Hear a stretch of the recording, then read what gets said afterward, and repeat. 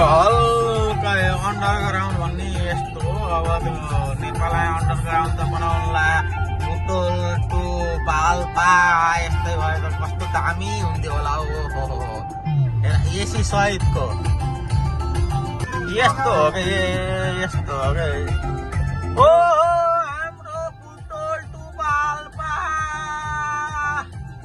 हो यस्तै सुरु हुन पर्यो के। युरोप भन्दा कम छैन नि त।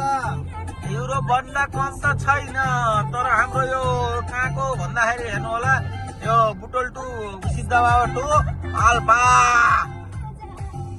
ओहो 8 मिनट हिँडेपछि बल्ल पुगिँदो रहेछ बाहिर। यार कत्रो लामो रोड रहेछ यो। सेकको घर भनेको यस्तो अरे मलाई पनि थाहा थिएन। कत्रो ठुलो होला अझै कति हो बाबरे बाब। यो सेकको घर अरे यो त हेर्ने अन्त यहाँ गोलो छ फेरि कति किलोमिटर होला 4 किलोमिटर। यो पनि सेकको घर हो। पुरै कम्पाउन्ड देखिएछ अहिले उता भित्रको यो सब सेकको हो। यो सब सेकको हो। हाम्रो केरी4 भन्ने उसको देखिएछ त्यही हो।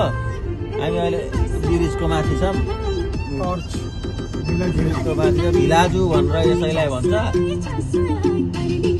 त्यहाँ जान टाढा होइन। हामी अल्खोरबाट अहिले आइयो लगभग 1 घन्टाको यात्रापछि भिलाजको टावर देखियो। ब्रिज यस्तो छ, जहाँ हेरो त्यही ब्रिज, जहाँ हेरो त्यही ब्रिज। यस्तो पो हो र रोड बनाउने भनेको यस्तो हो कि कताबाट कता जाने, कताबाट कता जाने यस्तो। यहाँ उता जान नि पाइयो, यता जान नि पाइयो। तलबाट रोड छ, टाढा रोड छ। उताबाट उताको आउने रोड छ, यताबाट यता जाने रोड छ। यस्तो हुन पर्यो नि, कहिले हुने हो हाम्रो। अब जय घन्टिजो भन्ने होला के अरे हाम्रो एक्जिट आयो। अब सलवार रोडको एक्जिट यो यसलाई भन्छ सलवार रोड। हामी यहाँबाट अब 1-2 जना लाग्यो। यो क्या ब्रिज